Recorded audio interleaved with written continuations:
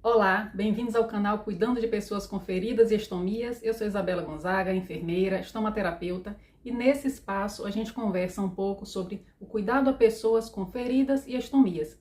E esse canal, para mim, é muito útil para pessoas que convivem com pacientes que têm feridas, que têm estomias, profissionais, familiares.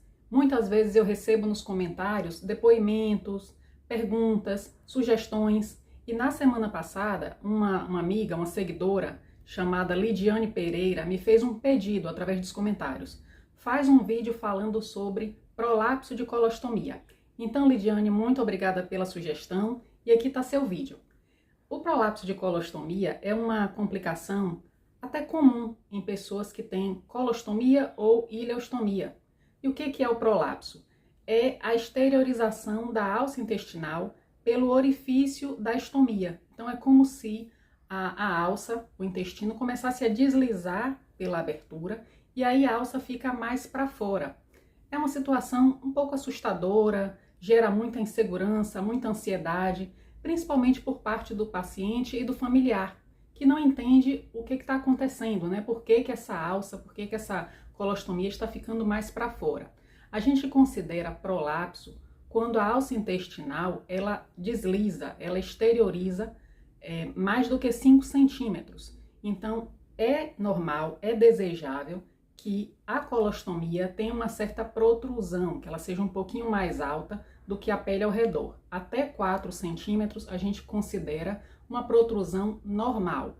Só que acima de 5 centímetros, a partir de 5 centímetros, já se considera uma complicação, que é o chamado prolapso. É o tipo de situação que costuma acontecer mais tardiamente, meses, às vezes até anos depois da cirurgia, é que costuma surgir esse prolapso.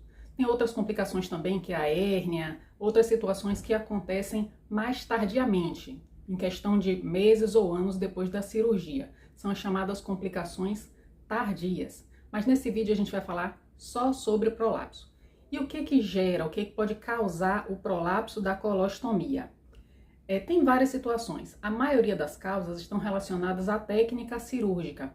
Então, onde essa colostomia foi feita? Em que ponto do abdômen foi aberto esse orifício para confeccionar a ostomia, a colostomia?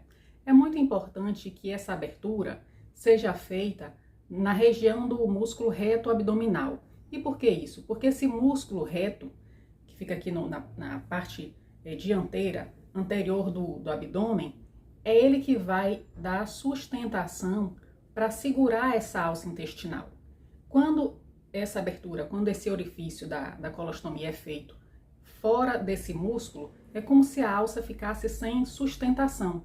Então tem mais risco de ela deslizar, de acontecer um prolapso, ou de formar uma hérnia paraestomal, periestomal. Então é muito importante essa questão da técnica cirúrgica. Onde vai ser feita, em que ponto do abdômen vai ser aberta essa colostomia.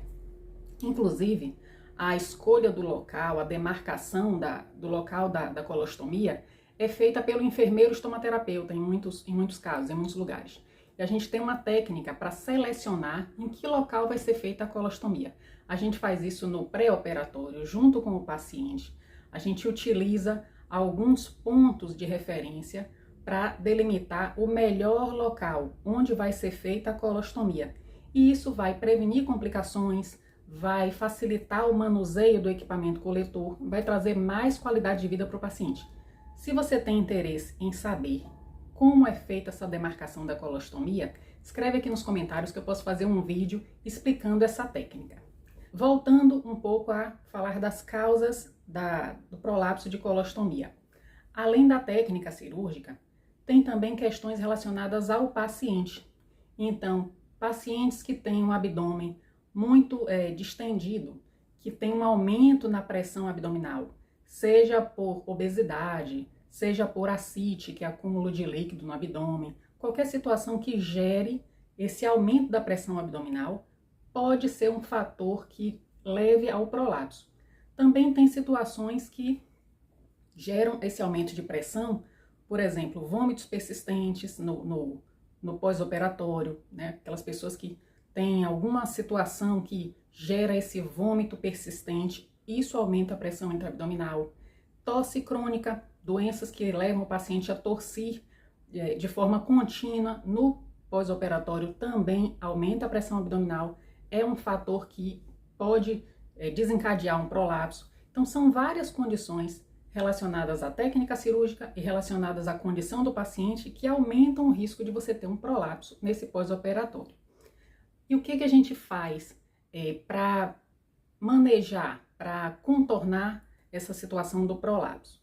Depende do tamanho da alça intestinal que está exteriorizando, do tamanho do prolapso. Tem prolapsos que são pequenos, então, por exemplo, um prolapso com menos de 10 centímetros, exteriorizou pouco a alça.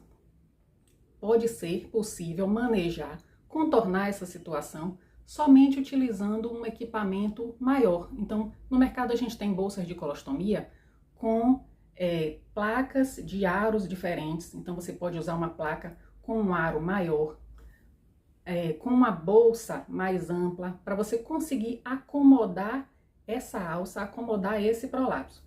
Tem também estratégias, o jeitinho que o paciente encontra de reduzir esse prolapso. Em algumas posições, por exemplo, em decúbito dorsal, quando você deita de barriga para cima, o prolapso tende a ficar menor, a alça tende a retrair, entrar um pouco no abdômen. Então, o paciente muitas vezes encontra uma posição onde o prolapso retrai e aí ele consegue fazer a troca do equipamento. Tem umas estratégias que, com o tempo, com a sua orientação, com a própria experiência do paciente, ele vai conseguindo contornar essa situação de prolapso. Mas tem alguns pacientes que têm um prolapso maior. Tem um paciente que tem um prolapso de mais de 20 centímetros de alça exteriorizada. Então, chega a um ponto em que você não tem mais bolsa de colostomia com um tamanho suficiente, grande o suficiente para acomodar esse prolapso. Então, é muito importante que o paciente que tem colostomia tenha um acompanhamento de um profissional, passe pela avaliação do profissional para a gente identificar que momento, em que situação é necessário até fazer uma reintervenção cirúrgica. Tem situações onde o prolapso vai ter que ser reabordado cirurgicamente, para que o cirurgião retire, remova essa alça que exteriorizou e dê mais qualidade de vida para o paciente. Bom, se você tem experiência, se você tem vivência com paciente que sofre com prolapso, se você quer deixar aqui o seu depoimento, a sua sugestão, escreve aqui nos comentários que eu fico muito feliz, eu leio todos, respondo sempre que for possível e eu quero saber a sua opinião sobre o canal e sugestões de outros vídeos. Escreve aqui no comentário. Se você gostou desse vídeo, deixa o seu like e não esquece de se inscrever no canal. Até a próxima!